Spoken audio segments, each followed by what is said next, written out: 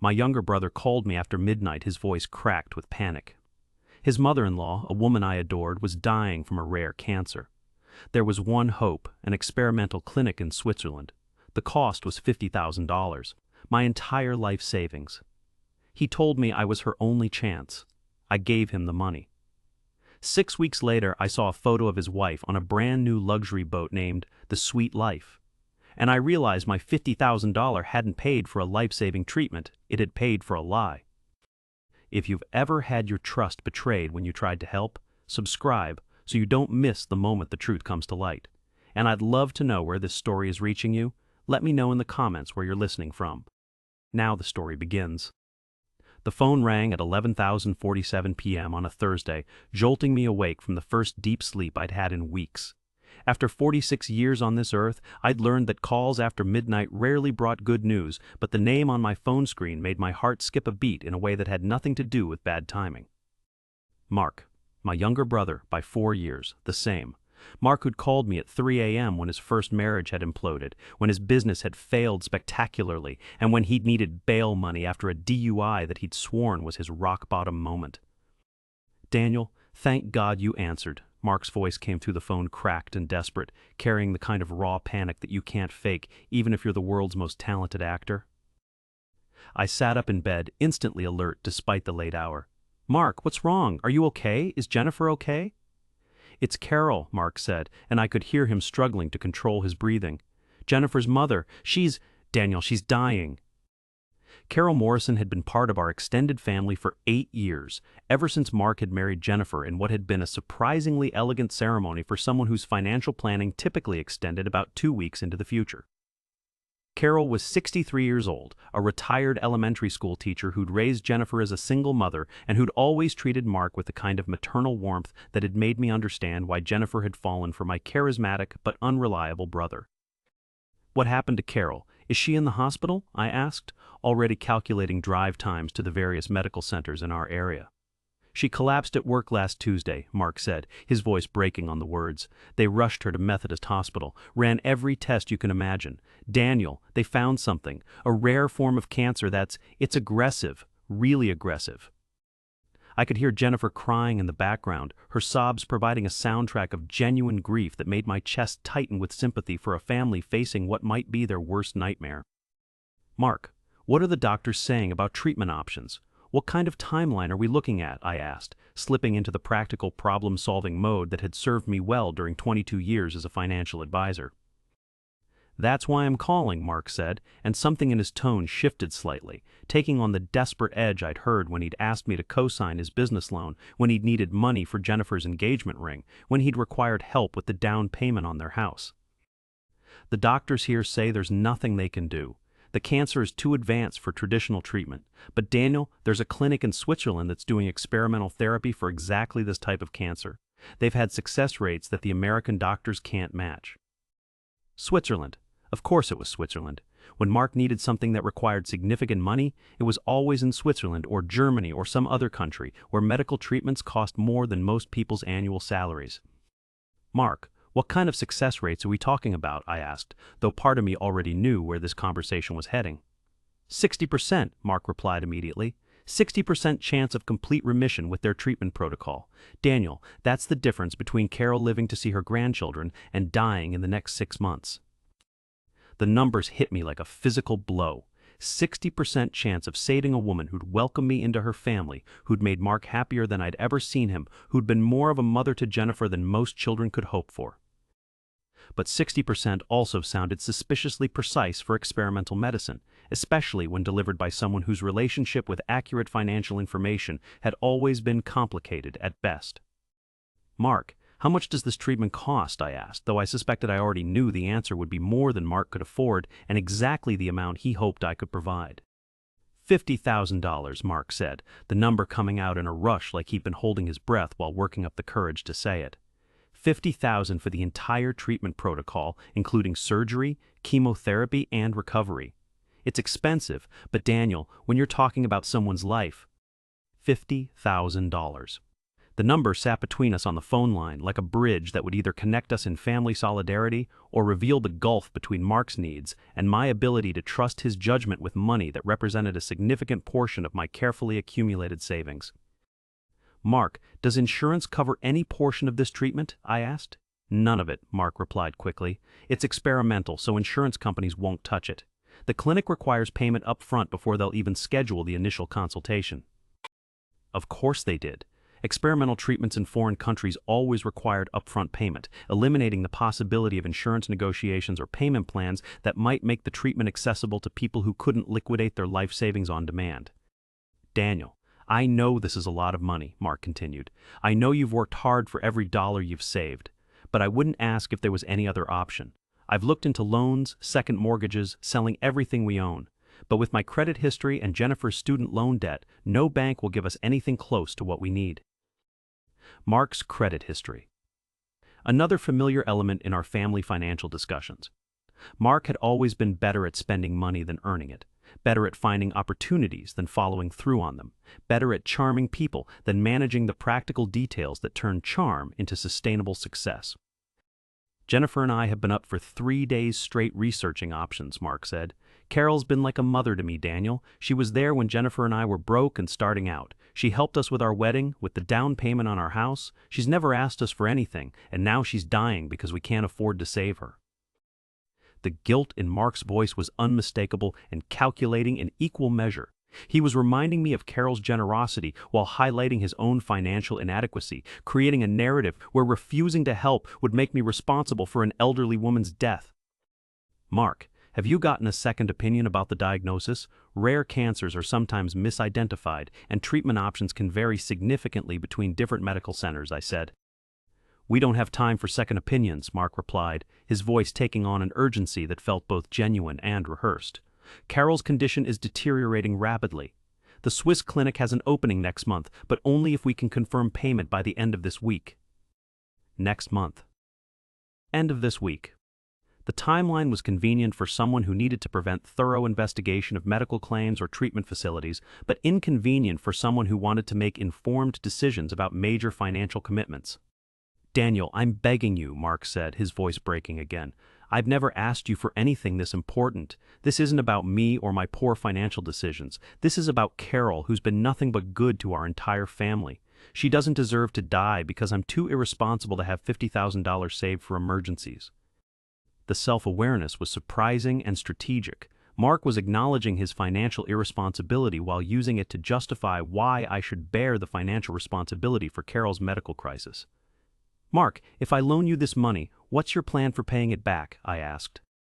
"My business is finally starting to turn around," Mark said, referring to his latest entrepreneurial venture, a food truck that specialized in gourmet sandwiches and had been about to become profitable for the past 18 months. "Jennifer's got a promotion opportunity at her job that would increase her salary by $15,000 a year. We could pay you back over 5 years, maybe 7 at the most," Mark continued. 5 to 7 years. The same time frame Mark had promised for paying back the money I'd loaned him for his business startup, the money that had somehow never been repaid despite multiple assurances that the food truck was just weeks away from major success. "Daniel, I know you have questions about my track record with money," Mark said, apparently reading my silence as skepticism about his repayment promises. "But this is different. This is Carol's life. This is family." Family. The word that Mark used whenever he needed something that his own resources couldn't provide, whenever his poor planning required someone else's good planning to solve problems he'd created through years of living beyond his means and assuming that family relationships would cover the financial gaps. But Carol really was family.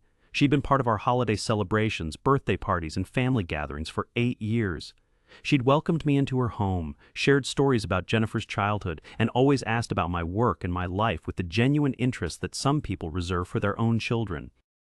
If Carol was dying, and if $50,000 could save her life, then the money was a worthwhile investment in preserving someone who'd made our family better and happier. If Carol was dying, and if Mark was telling me the truth about the Swiss clinic and the treatment options, then refusing to help would make me complicit in her death. But if Mark was lying about Carol's condition, or exaggerating the urgency of her situation, or misrepresenting the treatment options available to her, then $50,000 would disappear into whatever financial black hole had been consuming Mark's income for years. "Mark, I need to think about this," I said.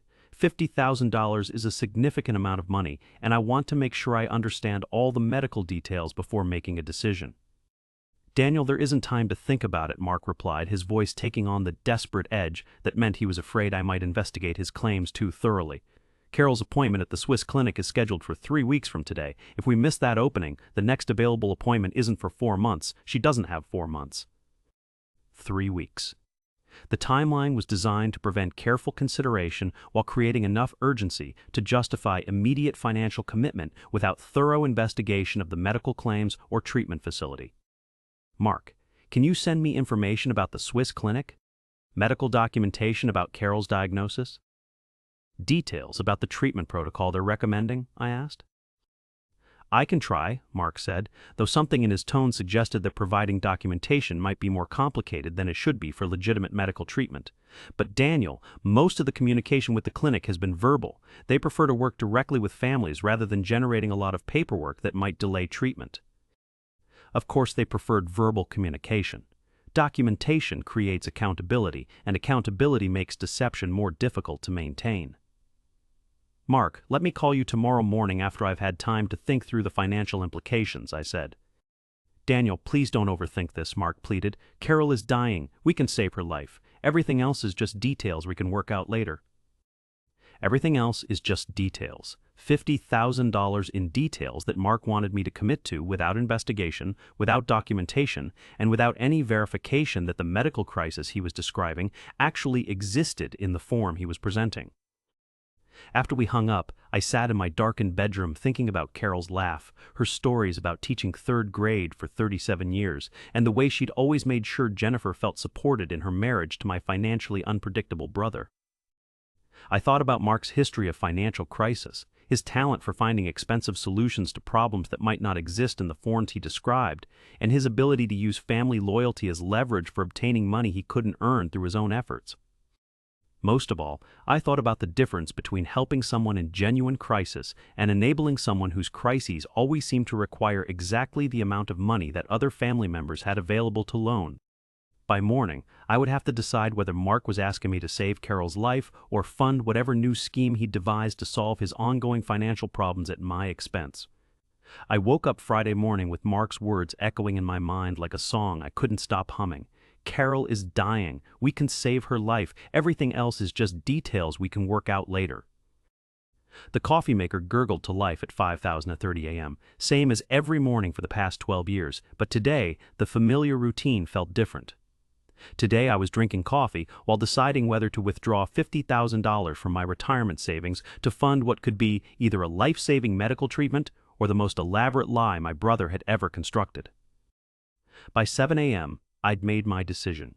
Not because I trusted Mark's financial judgment or believed his timeline was genuine, but because I couldn't live with myself if Carol died while I was investigating whether her medical crisis was real. The drive to First National Bank took 22 minutes through morning traffic that seemed determined to give me more time to second-guess a decision I'd already made.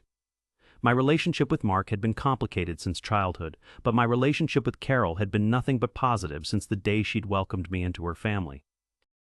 Carol Morrison had taught elementary school for 37 years before retiring to focus on her garden and her role as the kind of mother-in-law who actually improved her daughter's marriage instead of complicating it. She'd been present for every family holiday since Mark and Jennifer's wedding, always bringing homemade desserts and stories about her former students that reminded everyone why teaching was more calling than career. If Carol was dying, $50,000 was a small price to pay to give her a chance at survival. If Mark was lying about Carol's condition, $50,000 was an expensive lesson about the limits of family trust and the cost of enabling someone who'd been manipulating family relationships for financial gain. "Mr. Daniel, good morning," said Patricia Wells, the bank manager who'd been handling my account since I'd started taking financial planning seriously 15 years earlier. "What can we help you with today?" "I need to make a large withdrawal from my savings account," I told Patricia. $50,000 for a family medical emergency." Patricia's expression shifted from professional friendliness to concerned attention. Mr. Daniel, a withdrawal that size will affect your investment portfolio and retirement planning. Are you sure this is the best way to handle the medical expenses? Patricia had been my unofficial financial counselor during the years when I'd been building wealth methodically and consistently, always encouraging long-term thinking over short-term financial decisions. She knew my savings habits, my investment philosophy, and my general approach to money management well enough to recognize when I was acting outside my normal patterns. Patricia, I've thought about this carefully, I said, though careful might not have been the most accurate description of a decision made at 5:30 a.m. while drinking coffee and listening to Mark's desperate voice replay in my memory. The medical emergency involves my brother's mother-in-law, who needs experimental treatment that isn't covered by insurance, I explained, providing enough information to justify the withdrawal without revealing my doubts about Mark's honesty or the legitimacy of his medical claims.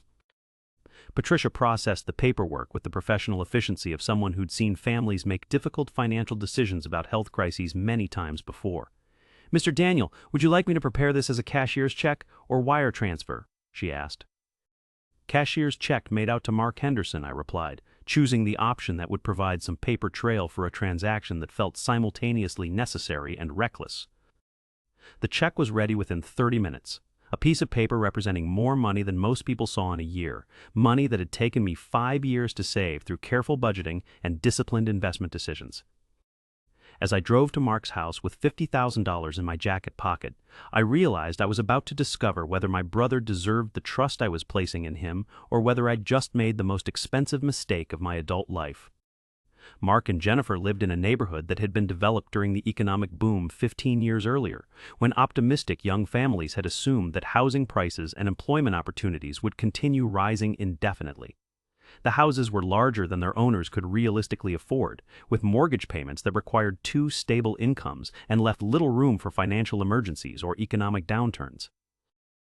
Mark's house was a colonial-style 4-bedroom that he'd purchased with my help as a co-signer, back when his food truck business had been generating enough income to qualify for a mortgage, but not enough stability to qualify without family financial backing. Jennifer answered the door wearing scrubs from her job at the medical billing company where she'd been working for the past 4 years. Her eyes were red from crying, her hair was pulled back in the kind of practical ponytail that suggested she'd been focused on more important things than appearance, and her entire demeanor radiated the exhausted stress of someone dealing with a family medical crisis. Daniel, thank God you're here, Jennifer said, stepping aside to let me into the living room where Mark was sitting on the couch with papers scattered across the coffee table. Mark's been on the phone with the Swiss clinic all morning trying to finalize Carol's treatment schedule. Mark looked up from the papers with the expression of someone who'd been awake for days managing a crisis that required constant attention and decision-making. Daniel, I can't tell you how much this means to us, he said, standing up to embrace me with the kind of grateful hug that people reserve for family members who've just saved their lives. The gratitude in Mark's voice was unmistakable, and it made me feel simultaneously proud of my decision to help and anxious about whether the help was based on accurate information about Carol's medical situation. How is Carol doing today? I asked Jennifer. Is she still in the hospital? She's at home now, Jennifer replied, her voice catching slightly. The doctors said there wasn't anything more they could do for her here, so she wanted to spend whatever time she has left in familiar surroundings. Can I see her? I'd like to tell her that we're going to do everything possible to help with her treatment, I said. Mark and Jennifer exchanged a quick glance that lasted just long enough to suggest they'd discussed this possibility and prepared a response. Daniel, that's incredibly kind of you, Mark said, but Carol's doctors have restricted visitors to immediate family only. Her immune system is compromised by the cancer, and any exposure to outside infections could be dangerous before she starts the treatment in Switzerland. No visitors except immediate family. Another convenient restriction that would prevent me from seeing Carol's actual condition or asking her direct questions about the medical crisis that was consuming my retirement savings. Besides, Jennifer added, Carol's been sleeping most of the day because of the pain medication. The doctors say rest is the most important thing for her right now. When does she leave for Switzerland? I asked. Next Thursday, Mark replied immediately.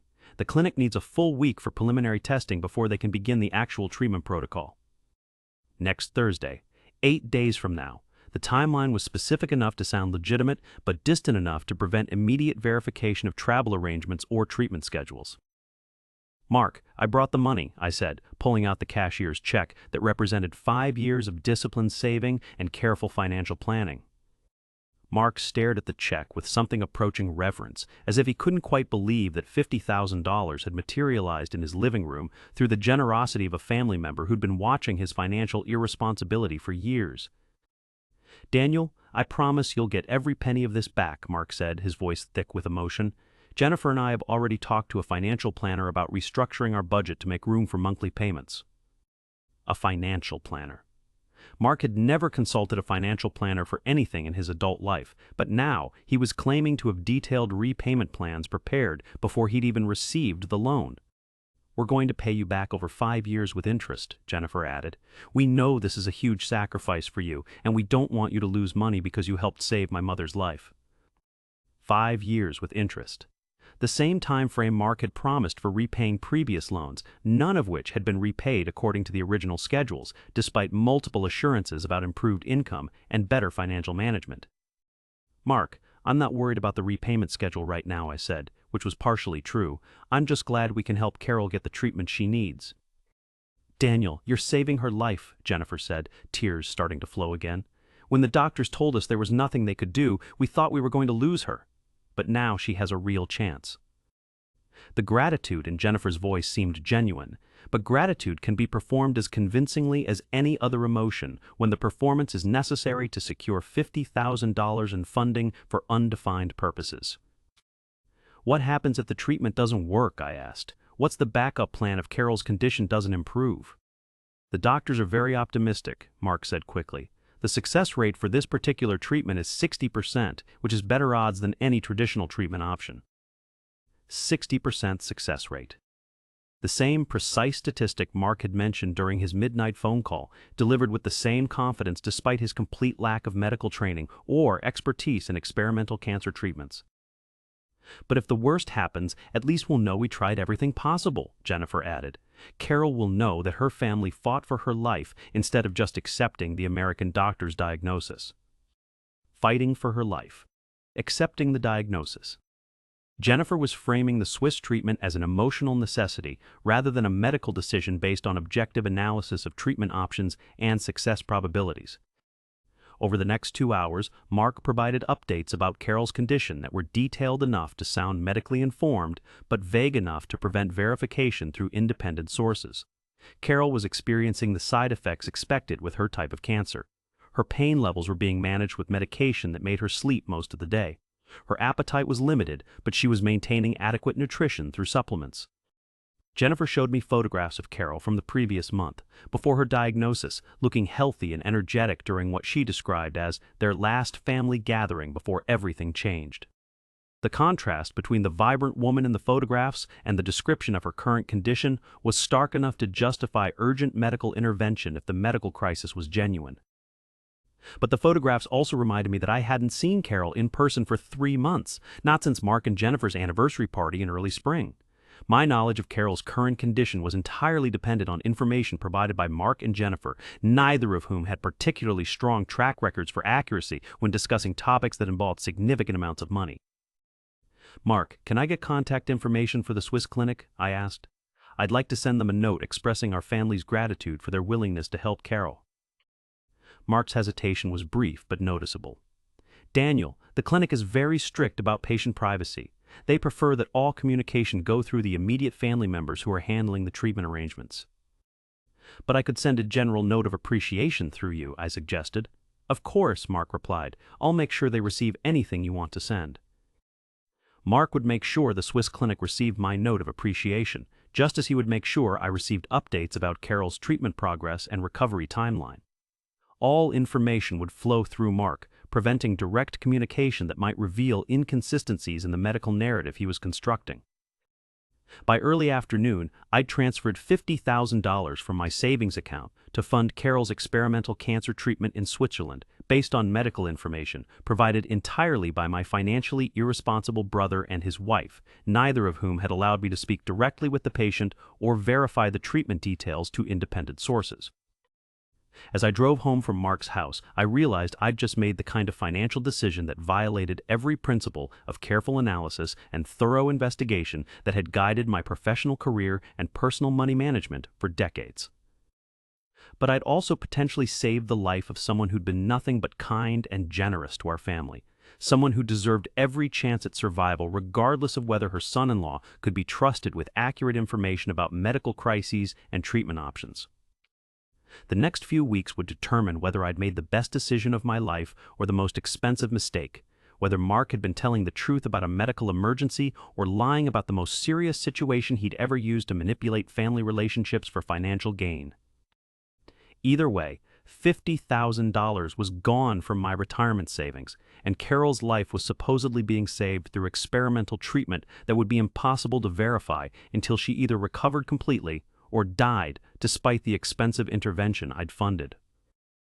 Time would tell which version of Mark's story was accurate, but by then it would be too late to change the financial decision I'd made based on trust rather than evidence, love rather than logic, and family loyalty rather than the careful analysis that had protected me from poor financial decisions throughout my adult life. Some lessons about trust and verification can only be learned through complete financial commitment to situations that might not exist in the forms they're presented. Some education about family manipulation can only be provided by people who are willing to risk significant money to test whether their relatives are capable of systematic deception about life and death medical emergencies. Mark was about to teach me both lessons, whether he intended to or not. 3 weeks after I'd handed Mark $50,000 to save Carol's life, he called with the kind of update that was designed to sound medically comprehensive while providing no information that could be independently verified. "Daniel, I wanted to give you an update about Carol's treatment," Mark said, his voice carrying the controlled optimism of someone reporting good news that hadn't been confirmed yet. "The Swiss clinic completed their preliminary testing, and the doctors are very encouraged by what they found."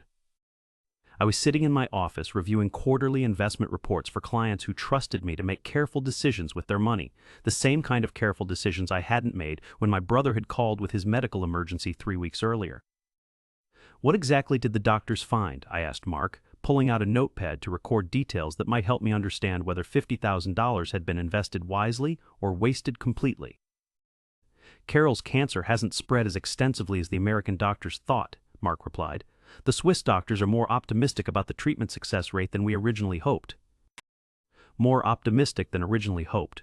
Mark was providing updates that sounded positive without committing to specific medical claims that could be verified through independent research or direct communication with treatment facilities. "Mark, what's the timeline for Carol's actual treatment to begin?" I asked. "She's been undergoing preliminary treatments for the past 2 weeks to strengthen her immune system before the main therapy begins," Mark said. "The doctors want to make sure her body is ready for the intensity of the experimental protocol." 2 weeks of preliminary treatments. Another medical timeline that was specific enough to sound legitimate but vague enough to prevent verification through direct contact with Carol or the Swiss clinic. "How is Carol feeling about being so far from home during her treatment?" I asked. "Actually, that's one of the things I wanted to talk to you about," Mark said, his tone shifting slightly. "The doctors recommended that Carol not have contact with family back home during the initial treatment phase. They want her completely focused on recovery without the emotional stress of maintaining relationships while her body is fighting the cancer." No contact with family back home. Another convenient restriction that would prevent me from speaking directly with Carol about her medical condition, treatment experience, or recovery progress. "Mark, that seems unusual for cancer treatment," I said. "Most medical facilities encourage family support during serious illnesses." "This is experimental therapy, not traditional treatment," Mark replied. "The psychological protocols are different from what American doctors recommend. The Swiss clinic has found that patients recover more quickly when they're not worrying about family members' emotional reactions to their treatment progress." Experimental therapy with psychological protocols that conveniently prevented family communication. Mark's explanations were becoming increasingly elaborate and difficult to verify through normal medical information sources. "When do you expect Carol to return home?" I asked. "The doctors estimate 6 to 8 weeks for the complete treatment protocol," Mark said, "but they've warned us that recovery timelines can vary significantly depending on how individual patients respond to the experimental therapy." 6 to 8 weeks, possibly longer depending on individual response variables. A timeline that was distant enough to prevent near-term verification, but specific enough to create the impression that Mark was receiving detailed medical updates from legitimate treatment professionals. Over the following weeks, Mark's updates about Carol's condition followed a pattern that was medically plausible but practically unverifiable. Carol was responding well to treatment, but experiencing side effects that required modification of the therapy schedule. Her doctors were pleased with her progress, but cautious about making predictions until the complete treatment protocol was finished. The Swiss clinic was providing excellent care, but maintaining strict communication protocols that prevented direct family contact during the critical treatment phase. Carol was homesick, but determined to complete the therapy that represented her best chance for long-term survival. Each update was designed to sound encouraging while explaining why more specific information or direct communication wasn't possible until some future date that remained conveniently indefinite. But 6 weeks after Carol had supposedly left for Switzerland, I encountered the first piece of evidence that Mark's medical narrative might not be completely accurate. I was scrolling through social media on a Saturday morning when I saw a photograph that made me stare at my phone screen for several minutes, trying to process information that didn't align with what I'd been told about Carol's medical situation. The photograph was posted by Jennifer on her Instagram account, showing her standing on the bow of a boat with a caption that read, "Finally getting some relaxation after months of stress. Boat life, blessed, new beginnings." The boat in the photograph was clearly new, with the kind of pristine fiberglass and chrome that suggested recent purchase rather than rental or borrowed usage. Jennifer was wearing a designer swimsuit and expensive sunglasses, looking like someone enjoying a luxury vacation rather than someone whose mother was undergoing experimental cancer treatment in a foreign country. But what made the photograph particularly disturbing wasn't Jennifer's apparent enjoyment during what should have been a period of family medical crisis. It was the name visible on the side of the boat, La Dolce Vita, painted in elegant script letters that suggested someone had chosen the name carefully to reflect their new lifestyle. La Dolce Vita, the sweet life. The name of a boat that appeared to cost significantly more than the experimental medical treatment that had supposedly consumed $50,000 of my retirement savings. I screenshot the photograph and spent the next hour researching boat prices in the local marina district, trying to understand how Mark and Jennifer had acquired a luxury vessel while dealing with Carol's medical emergency and the financial strain of experimental cancer treatment. The boats similar to the one in Jennifer's photograph were priced between $60,000 and $80,000, depending on age and equipment. Even used boats in good condition were selling for $50,000 to $70,000, roughly the same amount I'd provided for Carol's medical treatment. The timing was suspicious but not necessarily incriminating. Mark could have purchased the boat before Carol's diagnosis, using credit or financing arrangements that hadn't required upfront cash payments. Jennifer could have been taking a brief break from the stress of dealing with her mother's illness, using recreation as emotional therapy during a difficult period. But the name La Dolce Vita suggested a celebration of good fortune rather than a distraction from medical crisis, and the expensive accessories Jennifer was wearing suggested access to money that should have been devoted to covering living expenses while Carol was receiving expensive medical treatment abroad. I called Mark that afternoon to discuss the boat photograph, approaching the subject indirectly to gauge his reaction before making direct accusations about financial deception. "Mark, I saw Jennifer's Instagram post about the new boat," I said. "It looks like a beautiful vessel." Mark's pause lasted long enough to suggest he was calculating how much I might have learned from social media research and what explanations would be necessary to maintain the medical narrative he'd been constructing. "Daniel, we got an incredible deal on that boat," Mark said finally. "It was a repossession sale, and we'd been looking for something like that for months before Carol got sick."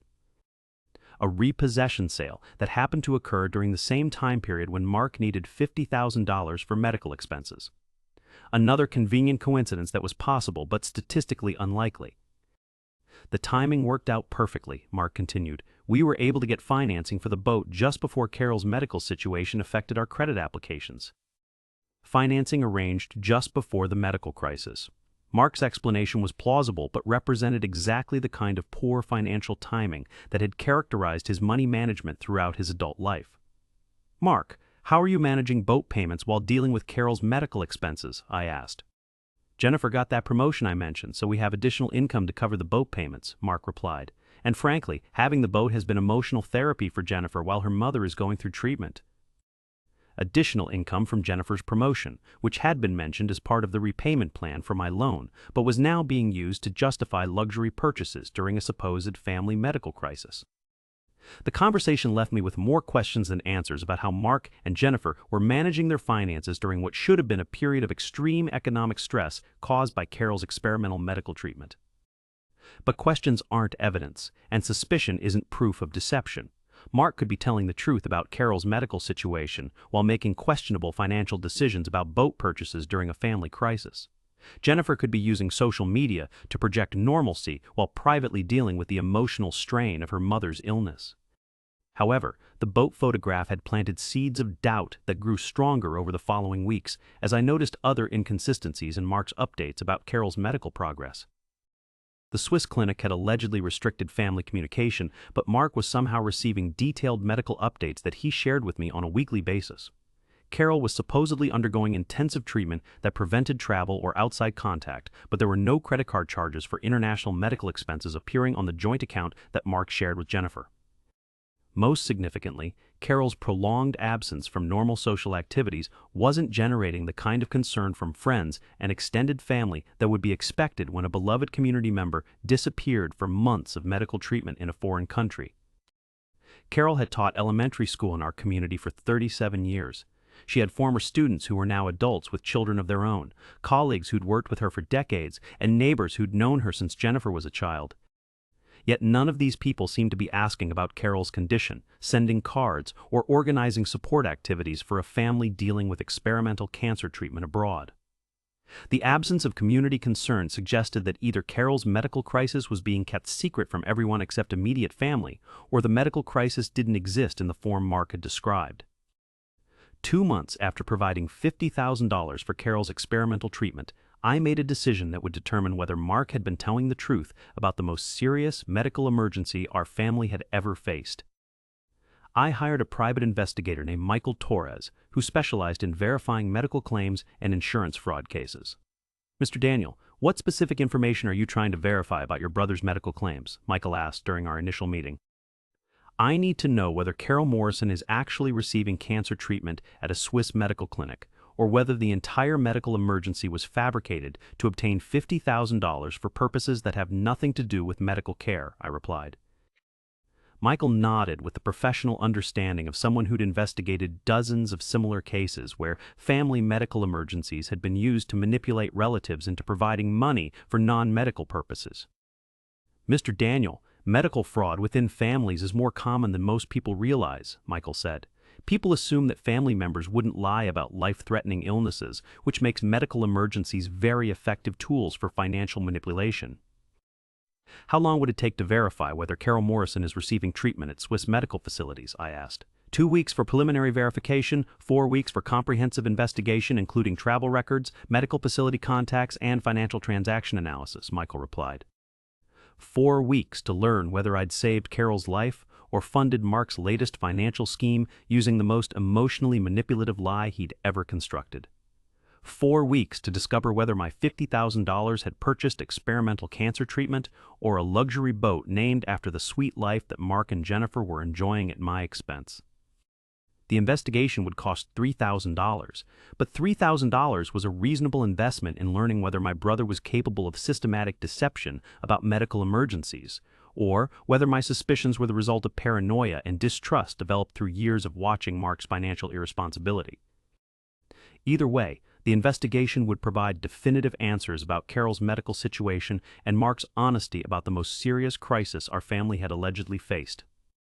Some questions about family loyalty and medical emergencies can only be answered through professional investigation that either confirms or destroys the trust that family relationships are supposed to be built upon.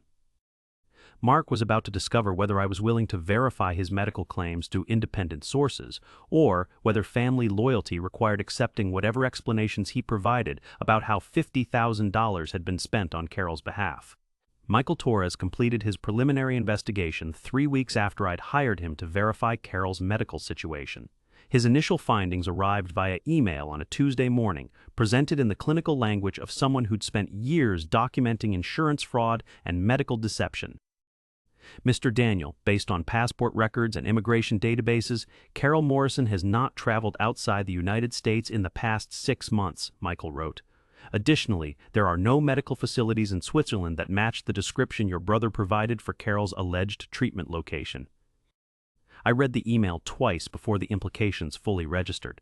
Carol hadn't left the country. The Swiss clinic didn't exist. Mark's entire medical narrative had been fabricated to justify my $50,000 loan. But the investigation had revealed something even more disturbing than simple financial deception. Michael had discovered that Carol Morrison was very much alive and living her normal routine in the same house she'd occupied for the past 15 years. Carol Morrison has been observed maintaining her regular schedule of grocery shopping, gardening, and social activities, Michael's report continued. She appears to be in good health and shows no signs of serious illness or medical treatment.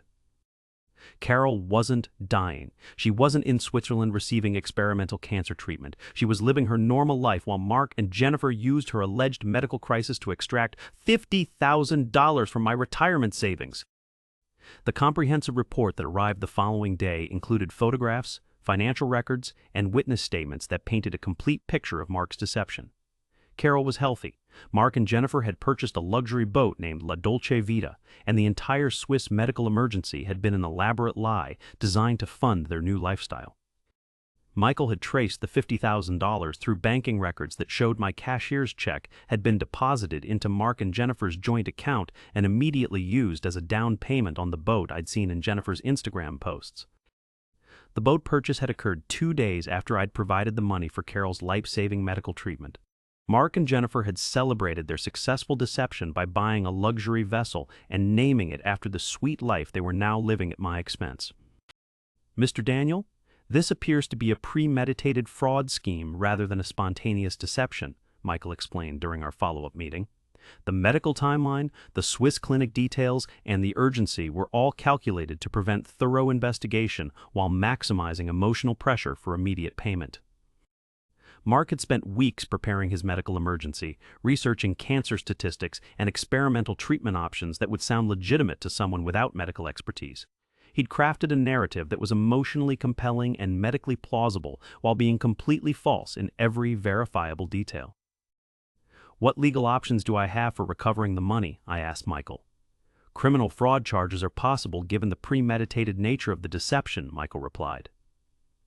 "Civil litigation for recovery of the funds plus damages. Both approaches would require law enforcement involvement and formal legal proceedings."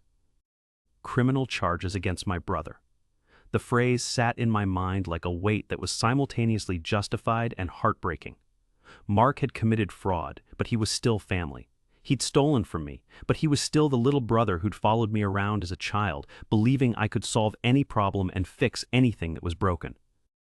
But Mark had also demonstrated that family relationships meant nothing to him when they conflicted with his desire for money he hadn't earned. He'd been willing to use Carol's fabricated medical crisis as emotional leverage, knowing that concern for her welfare would override my natural skepticism about his financial schemes. That evening, I drove to Carol's house to see for myself whether she was healthy or dying, whether Mark had been telling the truth about anything related to her medical condition. Carol answered the door wearing gardening clothes and carrying pruning shears, looking exactly like someone who'd been spending the afternoon tending to her flower beds rather than someone who'd been undergoing experimental cancer treatment in a foreign country. "Daniel, what a wonderful surprise," Carol said, her face lighting up with the genuine warmth I'd always appreciated about Mark's mother-in-law. Come in, I was just making some iced tea." Carol looked healthy, energetic, and completely unaware that her alleged medical crisis had cost me $50,000 and destroyed my trust in her son-in-law's honesty about the most fundamental aspects of family loyalty. "Carol, you look great," I said, studying her face for signs of illness or recent medical treatment. "How have you been feeling?" "Oh, I'm fine, getting older, you know, but no major complaints," Carol replied, "though I haven't seen much of Mark and Jennifer lately. They seem to be spending a lot of time on their new boat." Carol knew about the boat. She knew Mark and Jennifer were enjoying expensive recreational activities while I'd been led to believe that every available dollar was being devoted to saving her life through experimental medical treatment. "Carol, have you been to any doctors recently? Any health concerns or medical tests?" I asked carefully. "Just my annual checkup last month. Dr. Patterson says I'm in excellent health for someone my age," Carol said. "Why do you ask? Is everything okay?" Carol's annual checkup with Dr. Patterson. Last month, while Mark had been telling me that Swiss oncologists were treating her aggressive cancer with experimental protocols that weren't available in American medical facilities.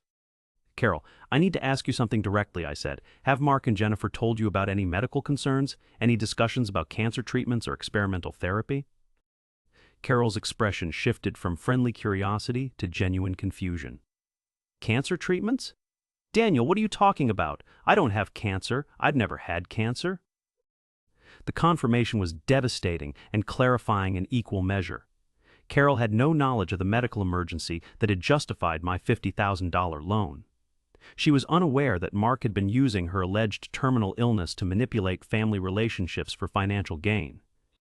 Carol, Mark called me 6 weeks ago to say you were dying from cancer and needed $50,000 for experimental treatment in Switzerland, I said. Carol stared at me with the shocked comprehension of someone discovering that her own family had been using her supposed death as a fundraising opportunity. Daniel, I've never been to Switzerland. I don't have cancer. I have no idea why Mark would tell you something like that, Carol said, her voice shaking with the recognition that her son-in-law had committed fraud using her name and fabricated medical condition. Carol, what do you know about Mark and Jennifer's boat? I asked. They bought it last month, Carol replied. Jennifer said they'd gotten a great deal and wanted to enjoy some family recreation time. I thought it seemed expensive for their budget, but Jennifer said Mark's business was doing better. Mark's business was doing better. Better enough to afford luxury boats, but not well enough to prevent medical emergencies that required $50,000 in emergency loans from family members. That night, I sat in my home office reviewing Michael Torres's investigation report and calculating the full scope of Mark's deception. The fabricated medical crisis, the fictional Swiss clinic, the timeline designed to prevent verification, and the immediate conversion of my money into recreational luxury purchases. But the investigation had also revealed something more disturbing than simple financial fraud. Mark had been willing to use Carol's fabricated death as emotional blackmail, knowing that family loyalty would override rational skepticism about his medical claims. He'd been willing to destroy my trust and drain my retirement savings to fund a lifestyle he couldn't afford through his own efforts.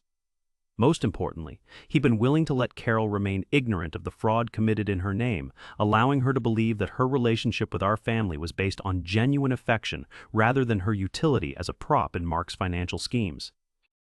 Some deceptions reveal character flaws that run deeper than simple dishonesty. Some betrayals expose motivations that make reconciliation impossible, regardless of family relationships or shared history. Mark was about to learn that stealing from family requires consequences that match the scope of the betrayal, delivered by people who understand the difference between loyalty and enabling destructive behavior. The birthday party was Jennifer's idea, though she had no way of knowing that her invitation would provide the perfect opportunity to expose Mark's fraud in front of the same family members and friends who'd been hearing updates about Carol's miraculous recovery from experimental cancer treatment in Switzerland. Daniel, we're throwing a surprise party for Carol's 64th birthday next Saturday, Jennifer said during the phone call that arrived 6 weeks after I'd discovered the truth about their medical deception. She's been doing so well since the treatment that we wanted to celebrate with everyone who supported us during the difficult time. Carol's miraculous recovery, the treatment that had supposedly saved her life using $50,000 of my retirement savings. Jennifer was maintaining the medical fiction while inviting me to participate in a celebration that would commemorate Mark's successful fraud. Jennifer, I'd love to celebrate Carol's birthday, I said, accepting the invitation while planning how to use the gathering to reveal the truth about Mark's deception to an audience that included the people whose sympathy and concern he'd been exploiting for months. Daniel, Carol keeps saying that she wants to thank you personally for everything you did to help with her medical expenses, Jennifer continued. She's so grateful for your generosity during the crisis. Carol wanted to thank me for her medical expenses. The same Carol who told me she had no knowledge of any medical crisis, no awareness of cancer treatments, and no understanding of why Mark would claim she'd been dying while he extracted money from family members to fund boat purchases. I look forward to seeing Carol, I said, which was completely true for reasons Jennifer couldn't anticipate. The week leading up to Carol's birthday party gave me time to prepare the kind of presentation that would expose Mark's fraud comprehensively and permanently. I organized Michael Torres's investigation report, printed bank records showing how my $50,000 had been used for boat purchases, and prepared a timeline that would demonstrate the systematic nature of Mark's deception. But most importantly, I arranged for Carol to understand exactly how her name and fabricated medical condition had been used to manipulate family relationships for financial gain. The conversation with Carol took place in her living room 3 days before her birthday party. I explained Mark's midnight phone call, his claims about her terminal cancer diagnosis, and his request for $50,000 to fund experimental treatment that would save her life. "Daniel, I can't believe Mark would do something like this," Carol said, her voice carrying the shock of someone discovering that family members had been capable of systematic deception about the most serious matters imaginable. "Carol, I have documentation proving that Mark and Jennifer used the money to purchase a luxury boat 2 days after I provided it for your medical treatment," I said, showing her the financial records Michael Torres had compiled. Carol studied the documents with growing anger and comprehension. "They named their boat La Dolce Vita while telling people I was dying from cancer," she said. "Carol, Mark specifically told me that you'd requested no family contact during your treatment because the Swiss doctors thought emotional stress would interfere with your recovery," I explained. "He used your fabricated medical restrictions to prevent me from discovering that you were healthy and had no knowledge of the crisis he was describing." Carol's face reflected the painful recognition that her son-in-law had been willing to use her supposed death as a fundraising mechanism while keeping her ignorant of the fraud committed in her name. "What do you want me to do?" Carol asked. "I want you to attend your birthday party and listen while I explain to everyone how Mark raised money for your medical treatment," I said. "People deserve to know the truth about the medical crisis they've been concerned about for months." Carol nodded with the grim determination of someone who understood that family fraud required family accountability, delivered in front of the same audience that had been manipulated into providing sympathy and financial support for a medical emergency that had never existed. Saturday evening arrived with perfect weather for an outdoor birthday celebration. Mark and Jennifer had decorated their backyard with lights and flowers, set up tables for the 30 family members and friends who'd been invited to celebrate Carol's recovery, and prepared a feast that looked like something you'd serve to commemorate genuinely good news about medical outcomes. Carol arrived wearing the kind of elegant dress that suggested someone celebrating a milestone birthday rather than someone recovering from experimental cancer treatment. She looked healthy, energetic, and ready to participate in whatever revelations the evening would bring. "Everyone, can I have your attention?" Mark called out as the sun was setting and guests were finishing their dinner.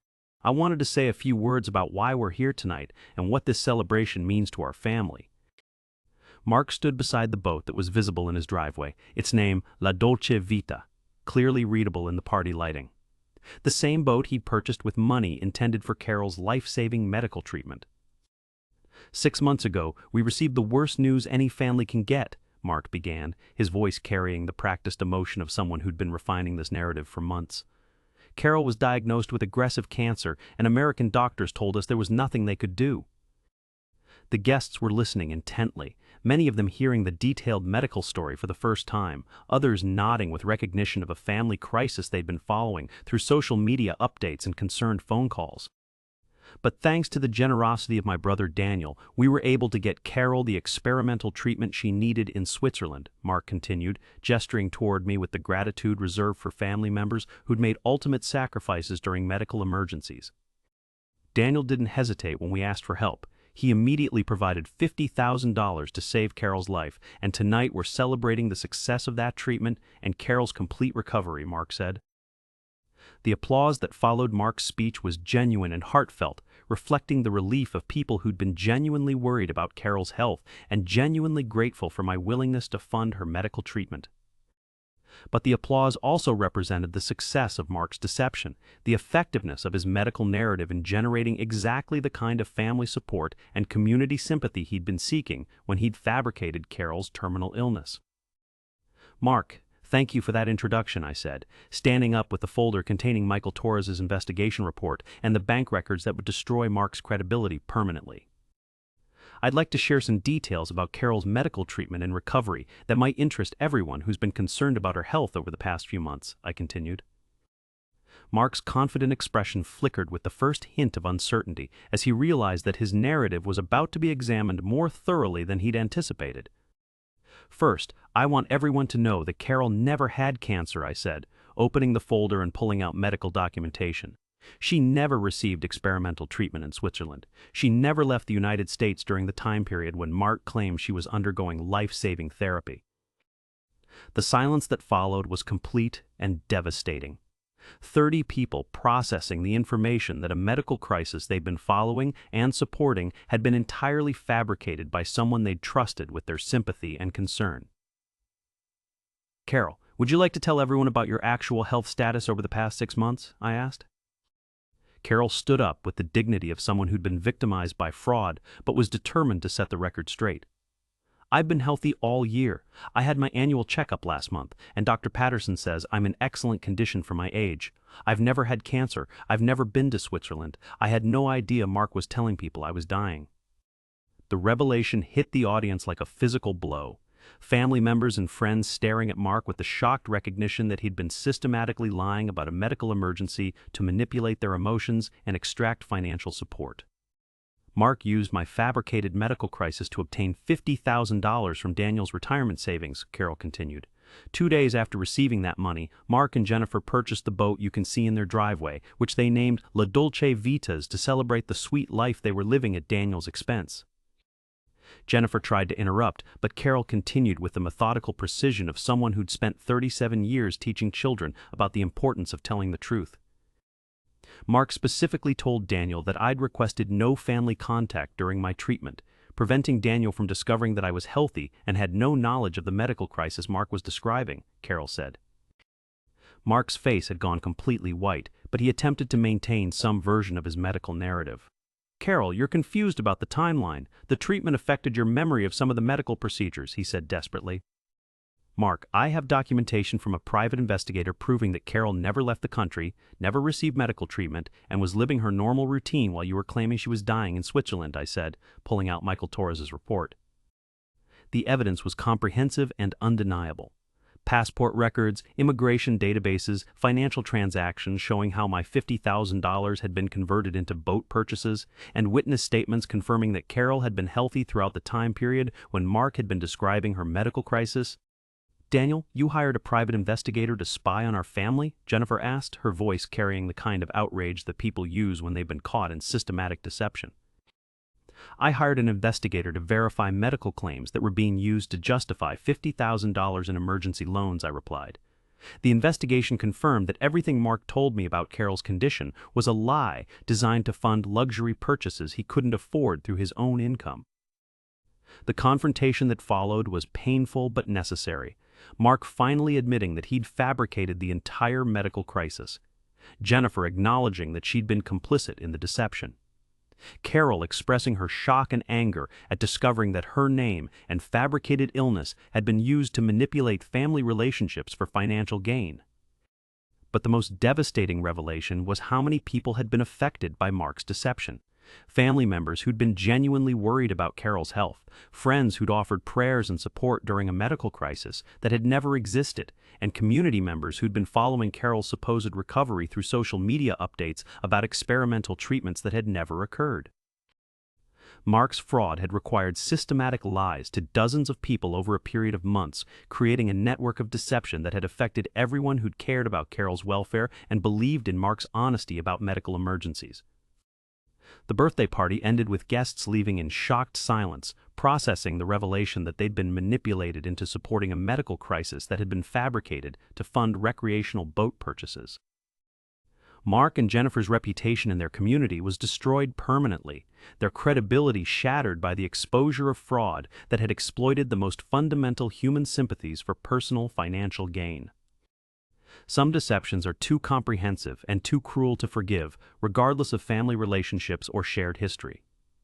Some betrayals reveal character deficits that make reconciliation impossible and trust restoration unthinkable. Mark had learned that stealing from family using fabricated medical emergencies requires consequences that match the scope of the deception and the number of people affected by systematic lies about life and death situations. The legal proceedings took 8 months to complete, during which time Mark discovered that criminal fraud charges carry consequences that extend far beyond the financial penalties he'd assumed would be the worst outcome of his deception. The district attorney's office pursued felony charges for theft by deception, fraud, and elder abuse, the latter based on Mark's use of Carol's age and supposed medical vulnerability to manipulate family relationships for financial gain. Mr. Henderson faces a maximum sentence of 7 years in state prison, prosecutor Sarah Mitchell explained during the pretrial conference. The systematic nature of the deception, the amount of money involved, and the number of victims affected make this a serious felony case. 7 years in prison. The number represented more time than Mark had spent building his food truck business, more time than he'd been married to Jennifer, and significantly more time than he'd expected to spend facing consequences for what he'd probably assumed would be a harmless financial scheme that exploited family loyalty for recreational boat purchases. Mark's attorney negotiated a plea agreement that reduced his sentence to 3 years in state prison plus 5 years of probation, contingent on full restitution of the $50,000 plus interest and court costs. Your Honor, my client recognizes the severity of his actions and is committed to making full financial restitution to his brother, Mark's attorney said during the sentencing hearing. Mr. Henderson's fraud was motivated by poor judgment rather than criminal intent. Poor judgment rather than criminal intent. The distinction was legally relevant but personally meaningless to someone who'd been systematically deceived about a fabricated medical emergency for months. Judge Patricia Valdez delivered the sentence with the kind of measured precision that reflected her experience with family fraud cases. Mr. Henderson, you exploited your family's love and concern to obtain money through deception about life-threatening medical conditions, she said. Your fraud affected not only your brother's financial security, but also the emotional well-being of dozens of family members and friends who were genuinely concerned about Carol Morrison's fabricated illness, Judge Valdez continued. The court sentences you to 3 years in state prison, 5 years of supervised probation, and full restitution of $53,000 to reflect the principal amount plus interest and investigative costs. Mark was led away in handcuffs while Jennifer sat in the courtroom gallery crying for the husband whose poor judgment had destroyed their marriage, their reputation, and their financial stability. The boat, La Dolce Vita, was seized and sold to pay partial restitution, generating $38,000 toward the total amount Mark owed for his fraud. The remaining $15,000 would be collected through garnishment of any wages Mark earned after his release from prison. Jennifer filed for divorce 6 weeks after Mark's sentencing, citing irreconcilable differences related to his systematic deception and the impossibility of rebuilding trust with someone who'd been willing to fabricate medical emergencies for financial gain. Daniel, I want you to know how sorry I am about everything, Jennifer said during the phone call that came 2 months after Mark had been transferred to state prison. I never thought Mark was capable of something like this. Jennifer, were you really unaware that Carol wasn't receiving medical treatment? I asked. Jennifer's pause lasted long enough to suggest the question was more complicated than simple ignorance about Mark's deception. I suspected something wasn't right about the timeline, she admitted, but Mark was so convincing about the medical details, and I wanted to believe that Carol could be saved. Jennifer had been complicit in Mark's fraud, not through active participation, but through willful ignorance that allowed her to enjoy the lifestyle benefits while maintaining plausible deniability about their source. I'm moving back to my parents' house and starting over, Jennifer continued. The divorce should be final before Mark gets out of prison. 3 months after Mark's sentencing, Carol invited me for dinner to discuss how she was processing the revelation that her son-in-law had used her fabricated death to manipulate family relationships and community sympathy for financial gain. Daniel, I keep thinking about all the people who were worried about me, Carol said as we sat in her kitchen eating the pot roast she'd been making for family gatherings for years. Mark's fraud affected so many more people than just your financial losses. Carol was right. Mark's deception had required systematic lies to family members, friends, neighbors, and community members who'd offered prayers, support, and sympathy for a medical crisis that had never existed. The hardest part is knowing that people will always wonder whether future medical emergencies in our family are real or fabricated, Carol continued. Mark damaged trust that extended far beyond your relationship with him. Trust that extended far beyond financial relationships. Mark's fraud had created skepticism about medical emergencies that would affect how family members responded to future health crises, regardless of their legitimacy. A year after Mark's sentencing, I received a letter from him in state prison. The letter was part of a court-mandated restitution program that required him to acknowledge his crimes and attempt to make amends with his victims. Daniel, Mark wrote, I know I can't undo the damage I caused to our family and to everyone who was deceived by my lies about Carol's medical condition, But I want you to know that prison has taught me something important about the difference between needing money and stealing it through deception. Mark explained that addiction counseling had helped him understand how financial desperation had justified increasingly manipulative behavior, but that desperation didn't excuse systematic fraud that affected dozens of people who'd trusted his honesty about medical emergencies. I spent months planning the medical deception, researching cancer treatments and experimental therapies that would sound legitimate to someone without medical expertise, Mark wrote. The fraud wasn't impulsive or accidental. It was calculated manipulation of family loyalty for personal financial gain. The acknowledgement was appropriate but insufficient. Mark had learned that his actions were criminal, but understanding consequences is different from developing the character that would prevent similar choices in the future. 2 years after Mark's fraud was exposed, I established the Morrison Foundation for Medical Fraud Prevention, using money that had originally been designated for Mark in my will. The foundation educated families about recognizing medical deception and provided resources for verifying emergency medical claims before providing financial support. Mr. Daniel, your experience has helped us develop programs that teach people to distinguish between legitimate medical emergencies and financial fraud disguised as family health crises, the foundation director reported during our first annual meeting. The foundation served over 200 families in its initial year, providing resources that helped people establish verification procedures for medical emergency requests while maintaining appropriate family support for genuine health crises. Mark's attempt to exploit fabricated medical emergencies had been converted into resources that protected other families from similar deception while supporting legitimate medical needs that deserved family assistance. 3 years after Mark's sentencing, Carol and I maintained our relationship as family members who'd survived systematic deception together. We attended each other's birthday celebrations, holiday gatherings, and community events, but our conversations inevitably included references to the fraud that had affected our entire extended family. Daniel, do you think Mark will try something like this again when he gets out of prison? Carol asked during one of our regular dinners.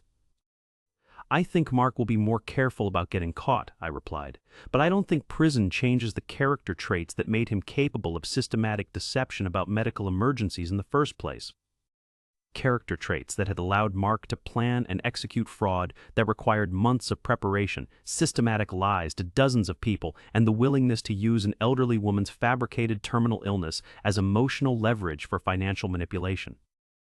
Some people only learn through complete consequences that match the scope of their betrayal.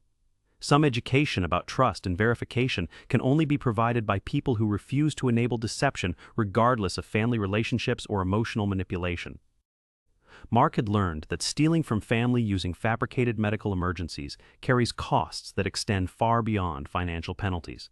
Prison time, destroyed relationships, permanent damage to reputation, and the lifelong burden of being someone who'd been willing to lie about cancer to obtain luxury boat money.